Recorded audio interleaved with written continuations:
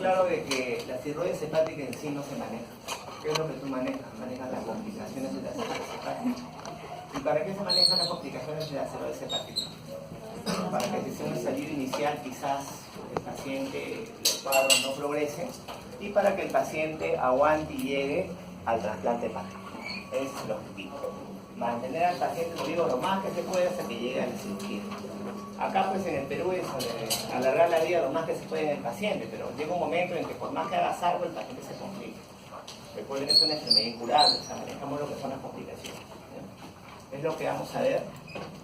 Las complicaciones más frecuentes, ojo, HDA, cefalopatías, edemas, TDE, por ahí el paso renal. Epidemiología es frecuente en el Perú y en el mundo, la 15ª causa de muerte aproximadamente, y entre los primeros lugares también acá en el Perú, sobre todo entre los 20 y 64 años. Etiologías, a la cabeza, alcohólica. Segundo lugar, hepatitis viral. Y tercer lugar, porque esta epidemiología es del año, me parece, del 90 y tantos, de Regagliati. Alcohólica, viral y después NASH, ¿no es cierto? Hígado graso. Después vienen ya las autoinmunes, cirrosis biliar, etc., ¿no? Importante los antecedentes, entonces. Pero sin embargo hay superposición de causas, ¿no? Muchos pacientes que tienen hepatitis viral también tienen antecedentes de alcoholismo, obesidad, ¿no? Hace mucho tiempo no se reconocía la obesidad como causa de cirrosis, ahora sí. Es una causa importante, sobre todo en Estados Unidos. Acá también seguramente. El hígado graso, recuerden, progresa cirrosis. Y en algunos pacientes a una neoplasia, ¿no? Recuerden que cualquier causa de cirrosis hepática puede producir finalmente un cáncer. Entonces, causas principales: alcohol, hepatitis viral y obesidad. Obesidad en relación a hígado graso. Eso sobre todo en pacientes diabéticos y dislipidémicos. Las complicaciones. Tenemos desde HDA varicial, ascitis, PDE, cefalopatía, cáncer, hepatorrenal y otras que quizás no han escuchado, ¿no? Hepatopulmonar, gastropatía portal hipertensiva, hidrodoras, hipertensión portopulmonar, cardiopatía cirrótica. Las acá son raras. Pueden revisarlas, pero son raras. Y ya un manejo bastante complicado, ¿no? Las más frecuentes, ¿cuáles son, no? HDA, ascitis, cefalopatía y hepatorrenal. Por ahí está, es lo que vamos a ver. Importante, acá también, motivo de hospitalización de los pacientes con cirrosis hepática. Es un paciente crónico, ¿no? Que se hospitaliza porque se descompensa. ¿Y cómo se complica el paciente? ¿Qué es lo que hace? Mira, principal causa de complicación y hospitalización, HDA. O sea, tienen que saber manejar HDA, de todas maneras. ¿Qué más? Infecciones de fondo, ¿no? Una neumonía que descompensa, una TD también, cefalopatía, hepática, ascitis. Entonces, vamos justamente a revisar las causas más frecuentes de descompensación de los pacientes. Manejar. Ya saben que el objetivo del manejo es que el paciente aguante el trasplante hepático. Pero hay veces van a ver que por querer arreglar alguna cosa maloras otra. Por ejemplo, tienes un paciente en anasarca, edema por todos lados, y hace hipotensión con hipovolemia. ¿Qué tiene que pasar? Fluido, fluoruro de sodio, es hipovolémico. Pero ¿cuál es el problema? Se va a edematizar más. Y darle diuréticos a ese paciente tampoco se puede. Entonces llega un momento en el paciente en que por querer arreglar algo me duele otra cosa. Ya no se puede hacer gran cosa con ello. Hay que tener en cuenta eso. Diagnóstico. Diagnóstico es clínico ante un factor de riesgo. Clínico, laboratorial, radiológico, llámese ecografía. La biopsia hepática solamente se toma cuando tengo duda de la etiología. Por ejemplo, un paciente de 20 años, universitario, una cirrosis hepática, dice que no toma alcohol, no tiene hepatitis viral. Entonces, ¿cuál es la causa? Y no es gordo, autoinmune puede ser, ahí le hago biopsia. Pero si es un paciente pues, que toma alcohol, hepatitis viral, ya no sabe qué es. O sea, solamente cuando tengo duda de la etiología, porque puede ser útil. ¿Qué tenemos de la clínica? Bueno, estigmas hepáticos, ¿no? La mayoría de estigmas hepáticos, ¿de qué derivan? De la hipertensión portal. Laboratorio, aumento de las transaminasas, predominio de la DGO sobre todo, ¿no? Radiología, ecografía. Hay otros métodos diagnósticos que también han sacado, ¿no? Elastografías hepáticas, que no son necesarias en la mayoría de casos. De los exámenes de laboratorio, aparte de las transaminasas, ¿cuál es un importante indicador de progresión de cirrosis hepática? La ketotenia. Cuando tengan algunos estigmas hepáticos, quizá no tan claros, miren el laboratorio y miren este ya es bastante predictor de cirrosis hepática, insuficiencia hepática. Para que tengan en cuenta, entonces el diagnóstico básicamente clínico, solamente biopsia, cuando tengo duda en que sea cirrosis porque no tiene antecedentes claros. Shai-Pu, ¿para qué fue inventado? Shai-Pu fue inventado para predecir la mortalidad en pacientes con cirrosis sometidos a cirugía de derivación por hipertensión portal. Antes de hipertensión portal, los cirujanos lo operaban, ¿ya? Se metían a operar eso. Alta mortalidad.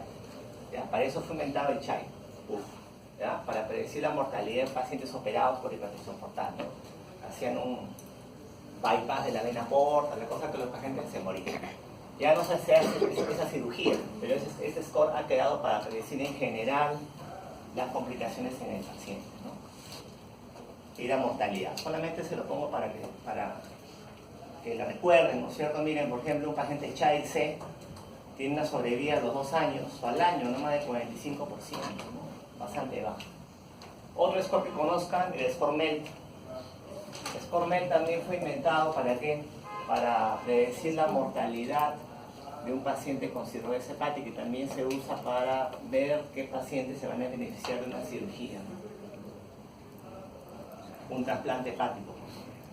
Obviamente de un MEL 20 para adelante ya empiezan a hacer ese procedimiento, ¿no? Trasplante hepático. Toma algunos valores de bilirrubina, creatina, solamente para que recuerden escalas, score, severidad, que me predicen mortalidad de los pacientes, ¿no? Intentan predecir mortalidad.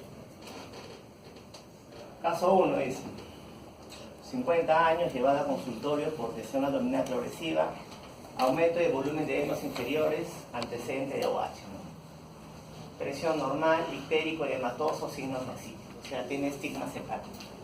Al ojo nomás, o sea, cirrosis hepática, ¿no? Hemoglobina en 12, plaquetas 80.000, como les mencioné, tiempo de protrombina prolongado.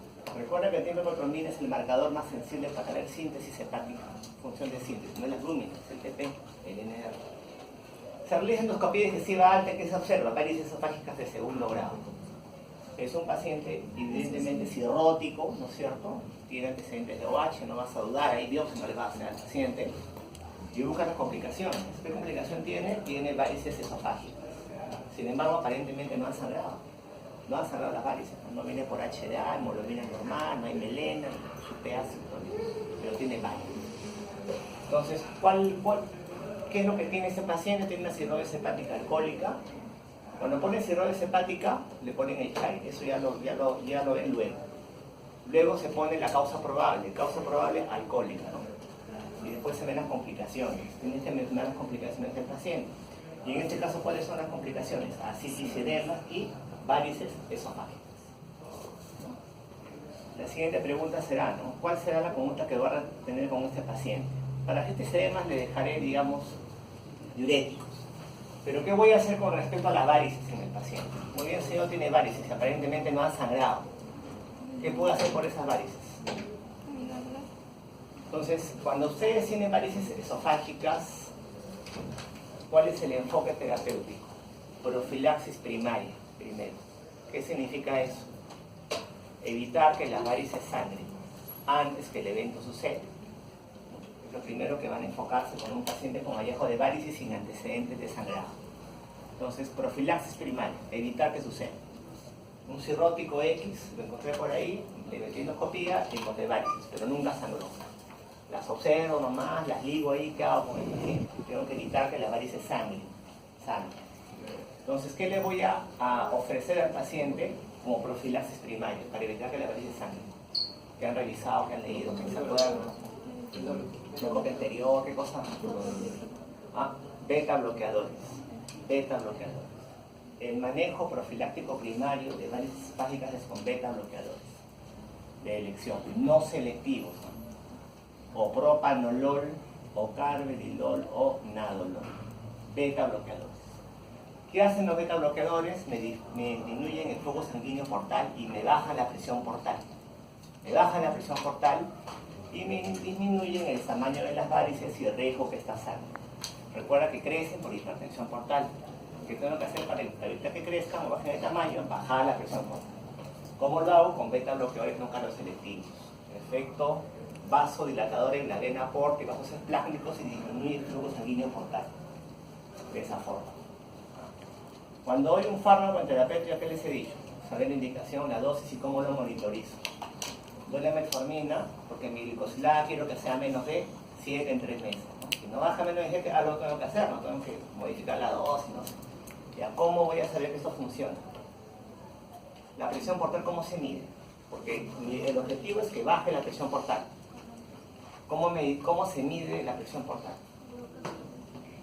Por un cateterismo de la suprahepática. Es una cosa que nadie hace, ¿ya? Nadie hace eso, olvídate, no. Entonces lo inferimos, lo suponemos con la frecuencia cardíaca. ¿Ya? Objetivo 50-55. La dosis que me dice la guía es una dosis bien alta, ¿no? Normalmente hacemos 20 miligramos cada 12 horas. Y monitorizo al día, a los 2 días la frecuencia cardíaca.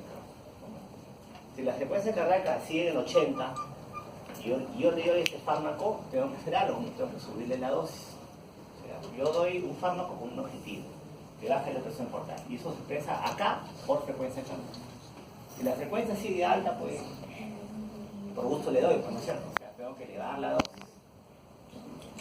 Digamos que saco dedicados los beta bloqueadores. ¿En qué pacientes no daría beta bloqueadores? No se pueden usar. Asma de poco, no se pueden usar beta bloqueadores. Aunque es una contraindicación un poco relativa, ¿no? Asmáticos descompensados, ¿no? Si hay pacientes piñas, ¿no? Cirróticos, ya con asma, sibilante, ya no puede usar beta bloqueadores ya. ¿Qué le vas a dar al paciente? Tienes alternativas terapéuticas. Tienes su primera línea y alternativas terapéuticas. ¿Qué hacemos si no se puede usar? Endoligadura. O sea, endoscopía y se liga las raíces. Entonces, este es el escenario en el cual el paciente aún no ha sangrado y quiere evitar que sangre. ¿Cuándo se indica la profilaxis primaria? En todos los pacientes con varices esofágicas. Se indicará profilaxis aún sin desarrollo de varices porque por ahí he visto cirrótico con asitis, ni siquiera tiene endoscopía, déjale propanolol, ¿no? Por si acaso, por el lado. No sirve.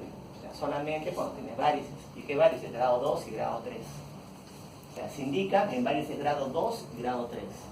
O grado 1 con estigma de sangrado, con puntos rojos.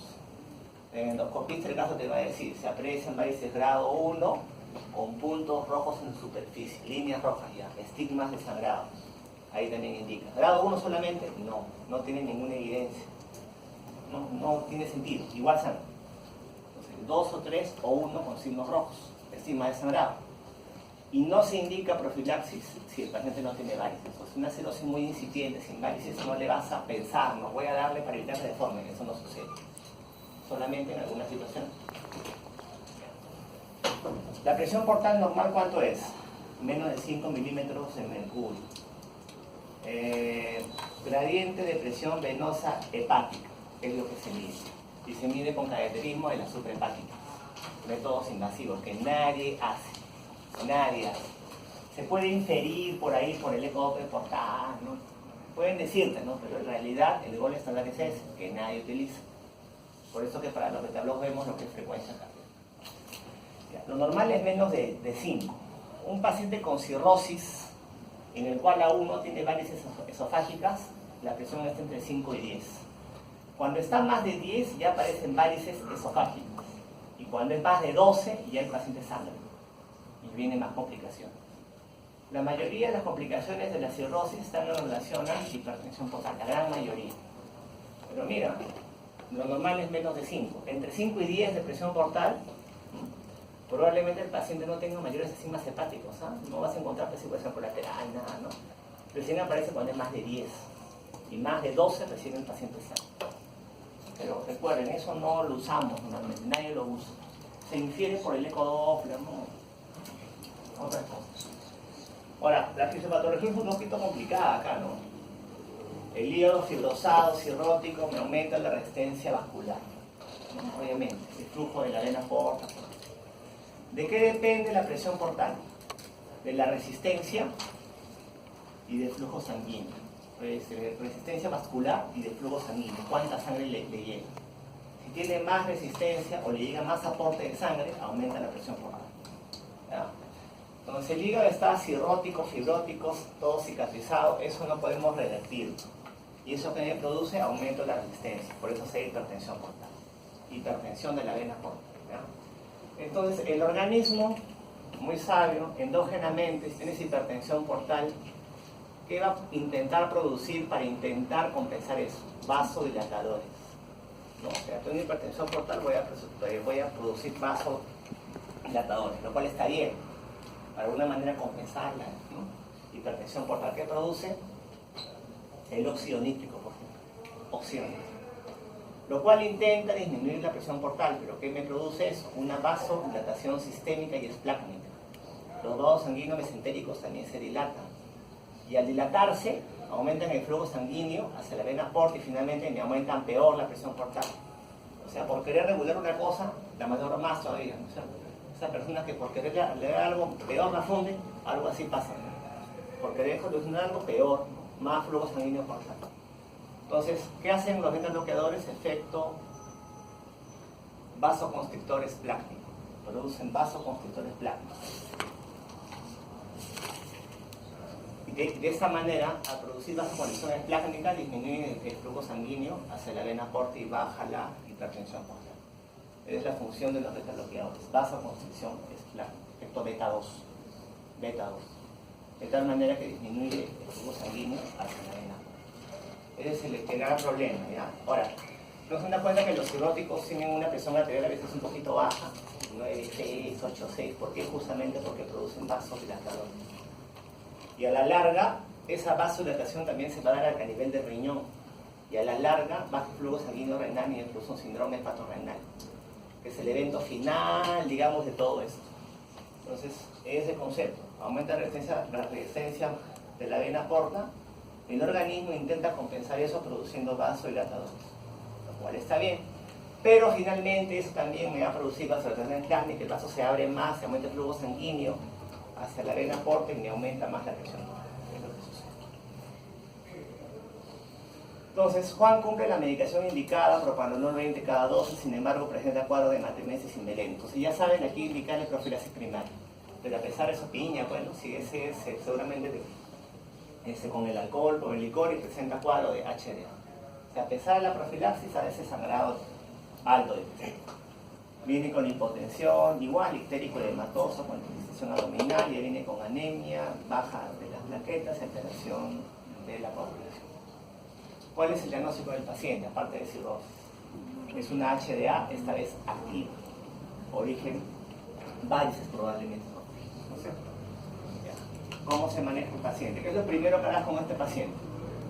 O sea, el caso anterior era profilaxis primaria, evitar que suceda. A pesar de eso, sucedió. Y esto ya es un manejo de varices con un sangrado agudo activo. ¿Qué es lo primero que harías con ese paciente? ¿Beta bloqueadores? Líquidos, ¿no? Fluidoterapia. Primero fluidoterapia. ¿Con qué? Suero salino isotónico. Cloruro de sodio. Este es el caso ya de un sangrado activo varicial. La otra profilaxis, acá es sangrado activo. Suero salino isotónico. Muy bien. ¿Qué tenemos para el manejo agudo del sangrado varicial? Primero, fluidoterapia. Suero salino isotónico. Vamos a ver en la clase de fluidos cómo se administra eso. 2 vías periféricas, a chorro, que ya nos llevamos a hablar de cómo es a chorro y todo lo demás. Aparte de fluidos, hay el manejo farmacológico del sangrado agudo y el manejo endoscópico del sangrado agudo.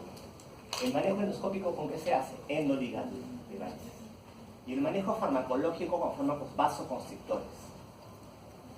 Hay hipertensión portal, me produce sangrado varicial. ¿Y por qué le voy a meter fármacos vasoconstrictores entonces? Sería hipertensión, no aumentaría la presión portal, porque son vasoconstrictores esplácnicos, he dicho.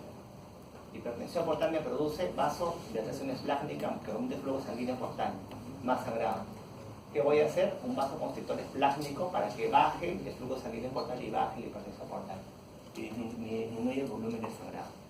Eso es lo que voy a hacer. Vasoconstrictores esplácnicos. Vamos a ver cuál. Manejo endoscópico con endoligadura, taponamiento con la sonda de Steenfagen-Blackmore, que vamos a ver, y finalmente TIPS. Luego tiene su indicación y su razón de ser. Entonces, vías periféricas gruesas, manteniendo presión sistólica elevada, transfusión de sangre. Tu objetivo de hemoglobina no es que sea 15, 14, entre 7 y 8. Ahí estás feliz. Si le pasas a veces mucha sangre, mucha transfusión y a veces más volumen, se hematiza más el paciente. Entre 7 y 8, ahí nomás lo dejas el paciente. Plaquetas, si bajan 50.000 para abajo, plasma, si baja fibrinógeno, bueno, manejo de soporte, las cosas que sean fluidos. Pero lo primero, salino isotónico, el cloruro de sodio, al 9 por mil. El volumen, cuánto pasar, vamos a ver en clase de fluidos. Luego, manejo farmacológico. ¿Qué damos? Vasoconstrictores esplásmicos. ¿Cuáles damos? Análogos de la vasopresina o análogos de la somatostatina. La ventaja de los análogos de vasopresina, la terlipresina, es que sean en bolos endovenosos. En cambio, el octreotide es un análogo de la somatostatina, se en bomba de infusión, más complicado. Puedes usar uno u otro, pero solamente la terlipresina es el único que ha demostrado disminuir la mortalidad en el paciente, que de por sí es alta. Acuérdate que un cirrótico igual se va a morir, pero quizás con la terlipresina aguanta más tiempo que llegue a trasplante hepático, que es el objetivo final. Entonces, si tienes ese de acá, le indicas que si no, el otro nomás, ¿qué vas a hacer? La cosa es dar vasoconstrictores esplásmicos, o sea, manejo farmacológico, fluidos, cualquiera de estos dos, y manejo endoscópico. Ahora, antibióticos. Por ahí han visto que usan antibióticos en HB varicial.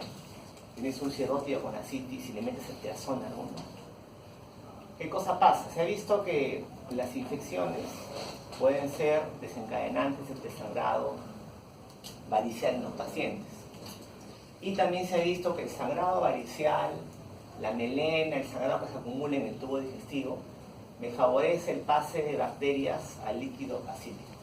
Por eso que se recomienda dar antibióticos de profilaxis. Son 1 gramo nomás, no 2 gramos, 1 gramo al día por 5 días. ¿En qué pacientes? Con sangrado varicial y ascitis. O sea, cirrótico con sangrado varicial y ascitis, antibiótico profilaxis por 5 días. Para evitar que hagan infección. Omeprazol, no. No se omeprazol porque no es un sangrado por úlcera. Aparte de omeprazol, recuerda que cambia el pH de todo el organismo. Si me cambia el pH de todo el organismo, las bacterias pueden aparecer. Y aparece la pseudomonas y otras cosas. O sea, si fuera úlcera péptica, sí, si no, no se usa omeprazol.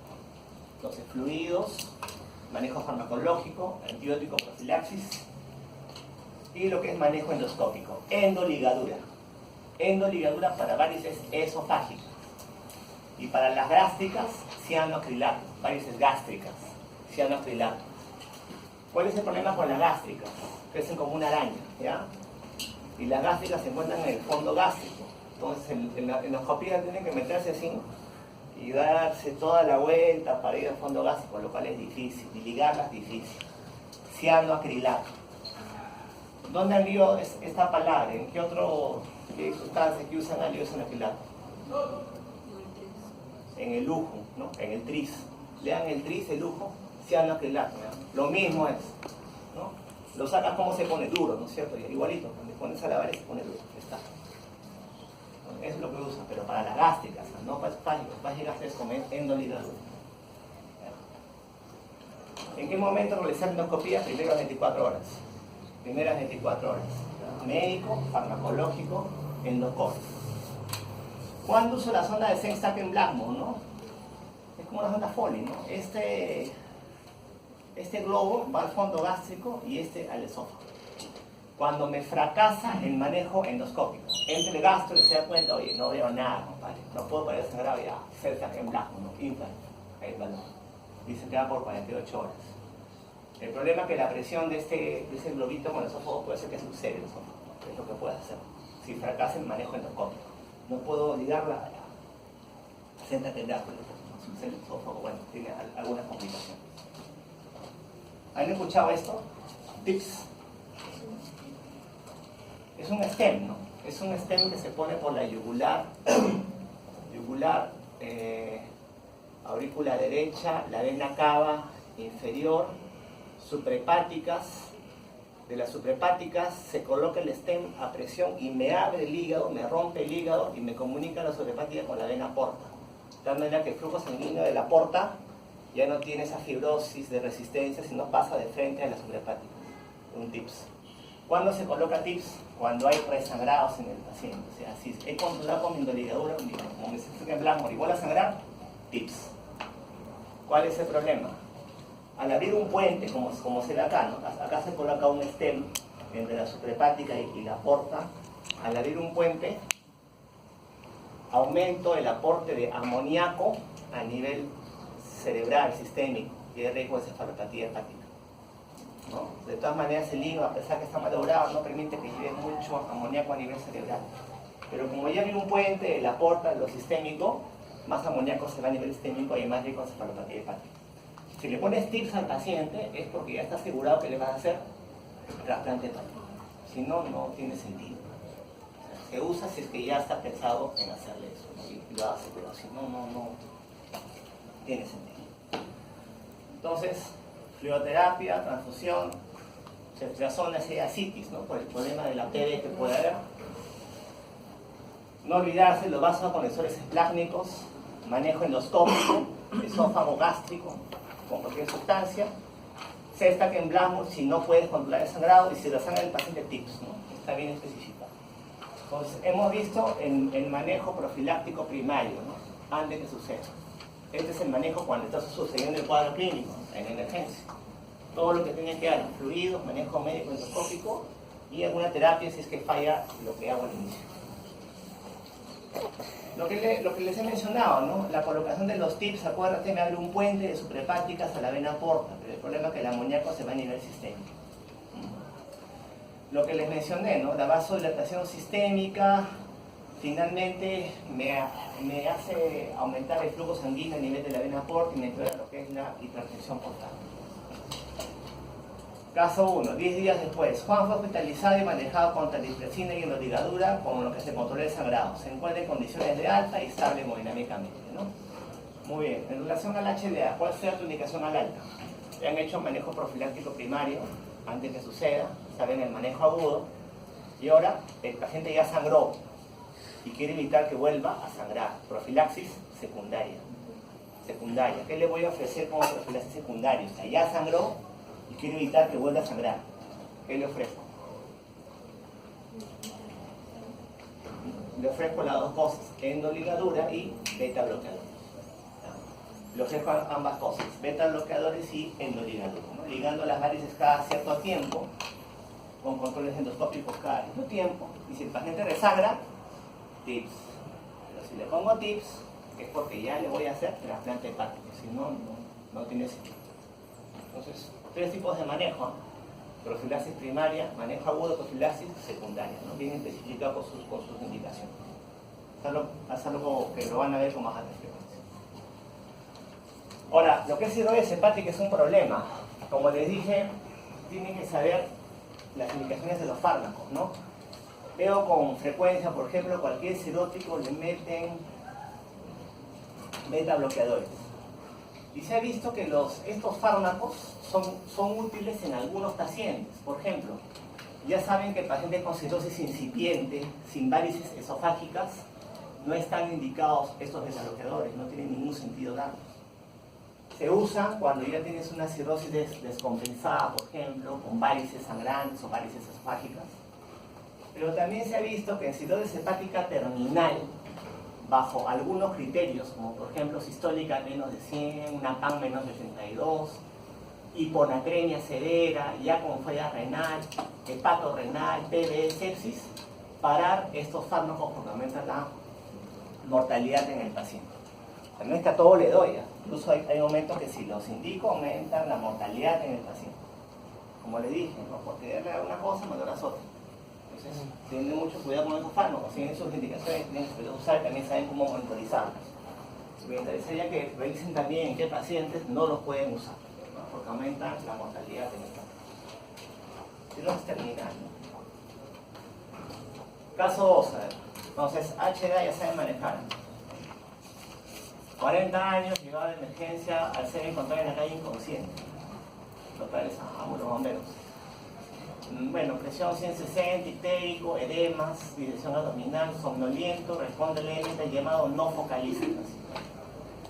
hemoglobina normal, leucocitos 12.000, baja de las plaquetas y tiene trombogenia prolongada. O sea, tiene estigmas hepáticos, ¿no? Ictericia, edemas, artritis probablemente, baja de las plaquetas, alcohólico probablemente, inconsciente.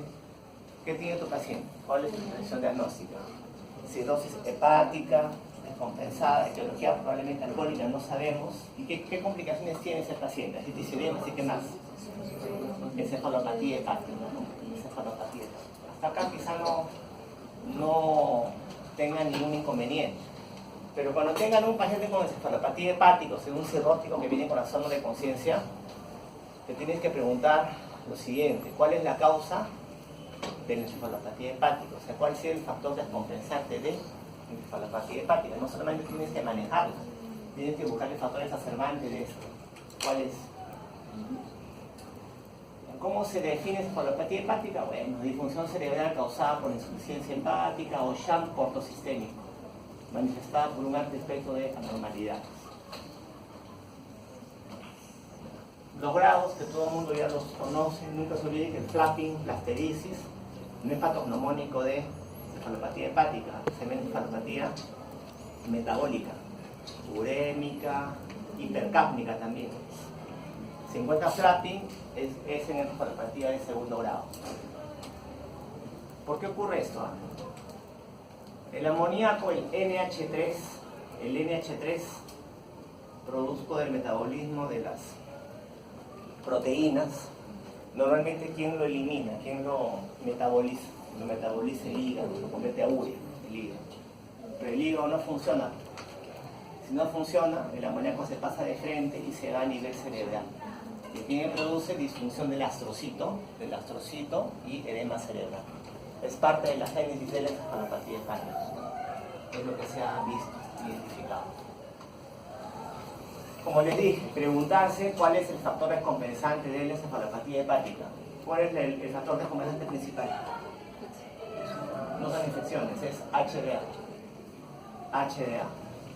Las proteínas de la hemoglobina son una fuente de amoníaco finalmente a nivel intestinal. Entonces, busca antecedentes de sangrado. Quizá no te venga el paciente con hematemesis, ¿no? Un TR, ¿no? Ainelena. Entonces, si no es HDA, pueden también ser infecciones, constipación, puede ser falla renal, entre otros. La cosa que buscan un factor exacerbante de la encefalopatía hepática, también, eso también tiene que manejar. Si no lo manejan, la encefalopatía va a persistir. ¿Qué medidas conocen ustedes para manejo de encefalopatía hepática? ¿Qué le damos al paciente? ¿Qué han visto? Lactulosa. ¿Para qué le damos lactulosa al paciente? Para evacuar. Para estreñimiento, ¿no es cierto? Perfecto. No. Ya. La lactulosa en el lumen del intestino se transforma en ácido láctico. Ácido láctico, o sea, más hidrogeniones. H, ¿no? Hidrogeniones. ¿Cuál es el problema? El NH3. Si tengo más hidrogeniones, NH3 más H, NH4. Y NH4 no se absorbe, elimina. Cuando ustedes le pregunten, no respondan por el seguimiento, cuando tienen que responder para acidificar el pH del lumen del intestino y así evitar la absorción del amoníaco y transformarlo a amonio. Amonio en H4, amoníaco en H3. O sea, produzca amonio que no se absorbe y lo elimina. Y de paso para que no se esté en paciente. Pero el objetivo es ese, ¿no? Ya saben, ¿no? ¿Cuál es la dosis de lactulosa? La dosis es 60-80 gramos al día. ¿Cómo es en CC? Van a buscar el frasco de lactulosa de cuánto viene, ¿eh? Pero es más o menos 30-40 mililitros cada 8 horas. Si dejo un paciente 30-40 mililitros cada 8 horas, doy esta dosis diaria. Yo dejo un fármaco para un objetivo. ¿Y cómo sé que funciona? Obviamente que esté respondiendo, que despierte el paciente y deposiciones. 2 a 3 deposiciones al día. Pastosas. Ese es el objetivo terapéutico. A esa dosis. También que van a ver que dejan por ahí antibióticos, ¿ya? Algunos han dejado metronidazol, no sirve.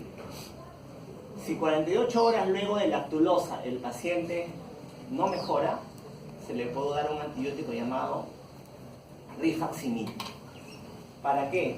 Teóricamente barre la flora un poco intestinal y también disminuye el aporte de amoníaco de las bacterias, teóricamente. O sea, se puede agregar. Ahora, la evidencia para el manejo de encefalopatía hepática no es 1A, es 12, por ahí, o sea, no es tan fuerte esa evidencia. Lo que sí se recomienda siempre es lactulosa. Si no responde, puede ser de 2 días, rifaximina se puede usar. El resto no sirve. ¿Ya? El objetivo es lactulosa, que despierte obviamente, y deposiciones al día, pastores.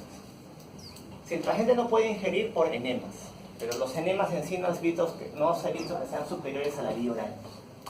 Vía oral nomás, ¿no? O por zona nasogástrica que se le llama. Dionisio, 48 años, antecedente de cirrosis, edemas, ictérico edemas, distensión abdominal, altivez, o sea, citis y edemas, ¿no? Buena función renal. Diagnóstico, cirrosis complicada con ascitis y con edemas. Otra complicación. Hemos visto lo que son varices, cefalopatía, ascitis y edemas. ¿Cómo se maneja? Diuréticos, ¿no es cierto? Ya. Es un problema esto. Todo tiene que ver con la hipertensión portal. La hipertensión portal, que hace que yo produzca sustancias vasodilatadoras, que abren el vaso sanguíneo. Abre el continente, pero lo de adentro, el flujo sanguíneo sigue siendo el mismo. O sea, al abrir el vaso sanguíneo, pero lo que está dentro, el fluido sigue siendo el mismo, eso es censado por el riñón como una hipovolemia. El riñón va a censar eso como una hipovolemia. Y el riñón, cuando censa ese digamos, evento, ¿qué es lo que hace? Produce, activa lo que es el RAS, renina, angiotensina, aldosterona. Entonces, similarmente la aldosterona, ¿qué es lo que hace? Reabsorbe sodio y agua, ¿no es cierto? En exceso. ¿Quién es el órgano que me elimina, me metaboliza la aldosterona? El hígado. El hígado me elimina la aldosterona. Si el hígado no funciona, el aldosterona va a estar incrementado, o sea, va a haber un hiperaldosteronismo secundario en el paciente. O sea, esos vasodilatadores finalmente lo que hacen es me abren el vaso sanguíneo, aumentan el continente, pero no ese contenido, y esto va a ser censado por la mácula densa, por el riñón como una hipovolemia, y me activa el RAS. Finalmente la aldosterona reabsorbe sodio y agua. O sea, los edemas en el cirrótico y la citis no son por hipoluminemia, son por reabsorción incrementada de agua y sodio, por la aldosterona principalmente, ¿no? Entonces la vasodilatación me aumenta el flujo sanguíneo portal, una hipovolemia efectiva me activa lo que es el RAS y retiene más sodio y agua. O sea, la génesis de toda la fisiopatología casi tiene que ver con la hipertensión portal. Y ese mecanismo que por querer arreglar algo nosotros al final logramos todo, ¿no es cierto? Bueno. Entonces, cuando tienes un paciente con ascitis, ¿tu primera causa cuál es? Primera causa de ascitis, cirrosis, hipertensión portal. ¿Qué hago con el paciente? Le busco estigmas hepáticos. ¿Qué pasará si un paciente con ascitis no le encuentro ningún estigma hepático? De cirrosis. Entonces piensen en otras causas. ¿Qué otras cosas conozco de ascitis? TB, cáncer, para ustedes. Entonces, ¿cómo determino, me puedo acercar al diagnóstico? Le hago paracentesis y le mido ahí albúmina, proteínas. Resto albúmina sérica menos la del líquido acítico. Si es cirrosis hepática y hipertensión portal, será más de 1.1. Si no es por hipertensión portal, es menos de 1.1. Se llama eso la gradiente de albúmina, gasa que le dice. O sea, en líquido acítico no hablan de transudado y exudado, eso es para pleura, light, ¿ya? Líquido acítico es gasa, con hipertensión portal, sin hipertensión portal. Punto de corte 1.1, para conocimiento. ¿Ya? Ascitis grado 1, no la ves, solo por eco. No se maneja, lo más retención de sodio. Grado 2, moderada, con evidente distensión, retención de sodio y diuréticos. Y grado 3, la severa, que me limita la actividad, se hace paracentesis, aparte de los diuréticos. ¿Cuál es el diurético de lesión en cirróticos? ¿Furo? Fisiopatología que les he dicho, que es aumentada la aldosterona. ¿Quién me la bloquea? Espironolactona, tirono, de elección. Se deja así, mira. Bueno, antes que nada, dieta. Restricción de sodio, 2 gramos al día. Restricción hídrica, solo si tienes hiponatremia asociada. O sea, básicamente sodio. Ahora, el sodio de los alimentos normal ya es 2 gramos, ¿no? Vas el fin de semana a comer tu jalea con tu canchita, ¿no? Dice que por lo menos son 21 gramos de sal, esa dieta. Decirle que tome 2 gramos nomás al día, es sin sal la dieta, señor, nada de sal tiene que usar. Cuando ustedes cocinen y hagan su sopita, se van a dar cuenta que la sopa tiene harta sal. Le pones un montón y no siente nada. Le metes más, recién tiene sabor, vas a ver. Entonces, nada de sopa, nada de sal en la comida. Dieta hiposodio. Revisión hídrica, dígale a todos también ya, porque si le dices, no, los pacientes toman agua, así que 1 litro al día máximo, ¿no es cierto? Pero teóricamente solamente cuando tienes hiponatremia social. Grado 2, diuréticos, de elección espirono y también se da furosemida. Ahora, se dan por vía oral. La dosis inicial de espirono es 100 miligramos, furosemida 40 miligramos. Se guarda esta relación y no damos mucha furosemida. ¿Por qué? Recuerda que los pacientes cirróticos tienen el vaso sanguíneo bien dilatado y una hipovolemia efectiva, ¿no es cierto? Entonces, si damos mucha furosemida, que es un diurético de alto techo, va a perder mucho líquido el paciente y puede hacer una falla renal aguda. Así que se deja furosemida baja dosis por vía oral. Por vía endovenosa tampoco se deja, vía oral, salvo que ese paciente puede ser en la saca, ¿no? Se dejan 140 y esta relación tampoco damos mucha furosemida. ¿Por qué? Porque si da mucha furosemida el paciente también pierde clorina y electrolitos, pierde ese potasio. Con esa relación se evita esas complicaciones. Esto funciona más o menos a los 5 días. Vamos a ver qué es lo que tienes que monitorizar. Si no funciona a los 5 días, le voy aumentando la dosis cada 5 días hasta llegar a la dosis máxima, que es 400 de espirono y 160 de furosemida. Tras 4 semanas de manejo, si el paciente no responde, ya hablo de ascitis refractaria. Refractaria, esas son las dosis máximas. Ahora siempre les digo, ya sé la indicación, sé cuándo dejarle, cómo lo voy a monitorizar al paciente, cómo sé que funciona esto, cómo sé que está funcionando. Me mido la pancita, como dicen, eso no sirve para nada, ya se mide la panza, no sirve para nada. Peso diario, ya tiene que perder solo ascitis medio kilo por día. Ascitis edemas menos de 1 kilo al día. No más porque el paciente se deshidrata, hasta ahí no más. Ahora, no es que al día siguiente ya funcione, espera 5 días más o menos. Espera 5 días porque el espirón es de acción lenta. Al 5.º día ya se ve esto. Si a los 5 días no pasa esto, pues ya le duplicas tú la dosis, hasta la dosis máxima que es esa. Si el paciente con esa dosis máxima no mejora, ya le haces una paracentesis evacuatoria. ¿Qué se monitoriza? Peso diario, diuresis. Si das diuréticos, maneja electrolitos también, monitorizar, no voy a decir que produzca hipocalemia, ¿no? Hipernatremia, también urea creatinina. Si el paciente baja mucho de volumen, también se deshidrata al final. Grado 3, hago paracentesis evacuatoria. ¿Cuánto le saco de volumen? La paracentesis tiene que ser total, completa, sacar todo el líquido, idealmente. Pero cuando sacas más de 5 litros, tienes que responder con aluminio humano. Ya, eso de sacar de 2 en 2, de 3 en 3, como ven que hacen en las salas, no está bien. Si la haces completa, todo le sacas, pero te repones con aluminio.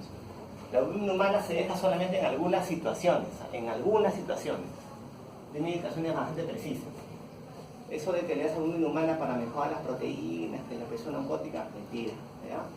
Se usa en algunas circunstancias, una ya es esta, más de 5 litros de paracentesis, o sea, debería ser completa. ¿Cuál es el problema? Que le hagas cada 2 días 2 litros. Staphylococcus aureus, adentro, ¿no es cierto? Peritonitis, o Staphylococcus aureus, entonces no, ¿ya? Se hace completo.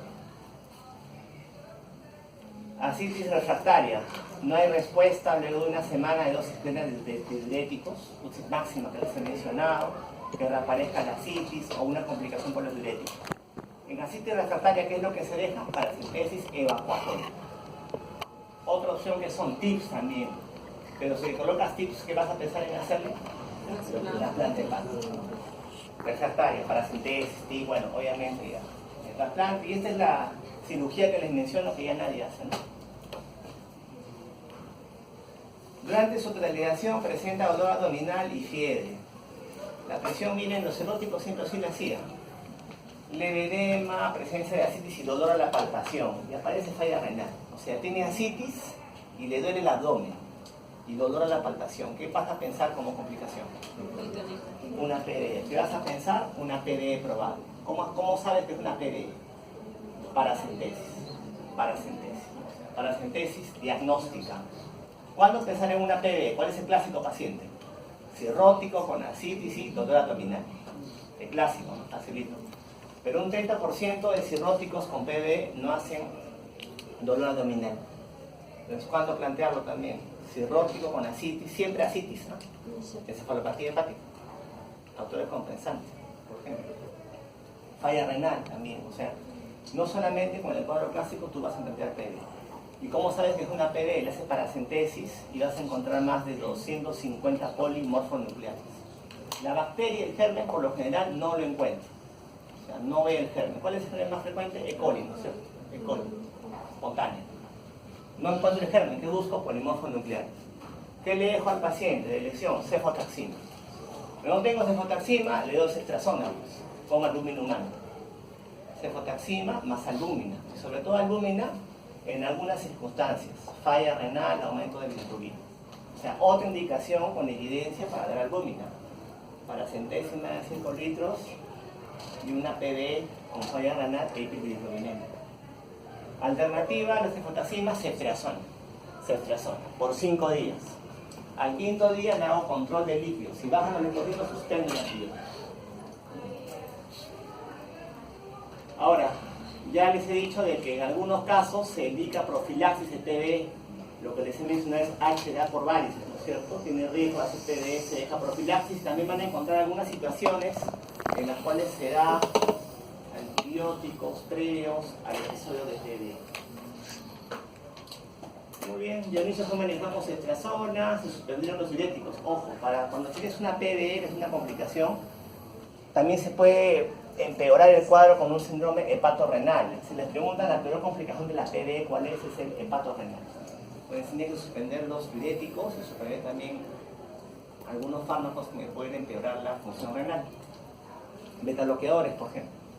Pueden suspender los diuréticos y sin embargo hacen cefalopatía hepática. Edema, distensión, separación colateral, matices en flancos, urea, creatinina incrementadas. ¿Cuál es el diagnóstico del paciente? Probablemente está haciendo un síndrome hepatorrenal el paciente. Hepatorrenal, les he dicho que la peor complicación de lo que es la PBE es el hepatorrenal. Justamente por eso el paciente le dejo albúmina. Suspendo los diuréticos y también otros fármacos, betabloqueadores, por ejemplo, les he dicho que esos pacientes no se pueden utilizar. Entonces, el síndrome hepatorrenal tiene que haber ascitis con cirrosis, creatina más de 1.5 y no deben haber condiciones que me justifiquen una falla renal en el paciente. Ese hepatorrenal, digamos, es el evento final de esa vasodilatación sistémica, esplasmia, que produce finalmente hipoperfusión del riñón. Como mecanismo compensador a la vasodilatación, también vamos a producir sustancias vasoconstrictoras.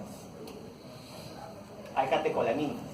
Y esas catecolaminas que me van a llevar a una vasoconstricción de la arteriola aferente. Y disminuyen el flujo sanguíneo del riñón.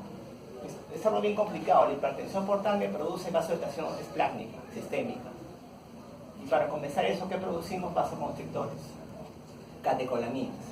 Que producen vasoconstricción de la arteriola aferente y bajan de flujo sanguíneo renal y me producen un síndrome hepatorrenal. Entonces, la fisiopatología es vasoconstricción del aferente. ¿Y cómo se maneja el hepatorrenal? Con vasoconstrictores, pero esplácnicos. Vasoconstrictores esplácnicos que hagan que no se produzcan vasoconstrictores que me cierren la arteriola aferente. Un poco complicada la fisiopatología. Finalmente, como les digo, por querer arreglar nosotros algo, valoramos otra cosa. ¿Ah? Todo tiene que ver con lo que es la hipertensión portal, disminución del flujo sanguíneo renal, que finalmente me lleva a eso, a ese cuadro. Hay dos tipos, tipo 1, que es el que se muere rápido, y el tipo 2, el que se muere lentamente. La falla renal súbita, rápida, aguda, la de tipo 1. Hepatorrenal, el tratamiento más efectivo, ¿cuál es? Trasplante hepático. Trasplante hepático. Pero obviamente eso no va a ser mañana, ¿no? O sea, hay que mantener al paciente lo más que se pueda hasta que llegue. ¿Y qué le vamos a dar al paciente para mantenerlo hasta que llegue a este procedimiento, al trasplante? ¿Qué se le deja? Vasoconstrictores, ¿no? Esplácnicos y albúmina. O sea, otra Otra complicación cuya evidencia también señala el uso de albúmina, ¿no? Lo que les he mencionado, toda la fisiopatología, las complicaciones, lo pueden revisar después. Entonces, frenar diuréticos, betabloqueros tampoco se dejan, propanolol tampoco se deja acá, suspenderlo. Vasoconstrictores esplácnicos. ¿Cuáles? La terlipresina, el ocrótico, principalmente, ¿no? Terlipresina y también con el uso de albúmina. Manejo del hepato renal. Pero, ¿para qué yo le doy esto? Para que el paciente aguante y llegue al procedimiento. ¿Tendría algún sentido manejar el hepato renal si el paciente no se va a hacer ningún tipo de intervención más adelante, ningún trasplante hepático? No tiene mayor sentido que manejes un hepato renal en un paciente cirrótico HAI-C si no vas a hacer ningún procedimiento más adelante. Debería hacer solamente eso si estás pensando en hacer eso, porque finalmente el evento va a ser el mismo. Alternativas. La noradrenalina se sugiere sobre todo en aquellos pacientes que pasan a UCI, porque sea en infusión continua. Recuerda que la terlipresina sea por viento venoso en bolus. La otra puede ser en infusión continua, ¿no? Son alternativas terapéuticas que tenemos. La cosa es que sean vasoconstrictores más albúmina. Vasoconstrictores esplácnicos. Si se dan cuenta, muchas de las complicaciones de la cirrosis tienen que ver con la vasodilatación esplácnica, la hipertensión portal y todo lo que ocurre. Bueno, entonces hemos visto las complicaciones más importantes, ¿ah? Ya quedó claro. Listo, antes que no vote.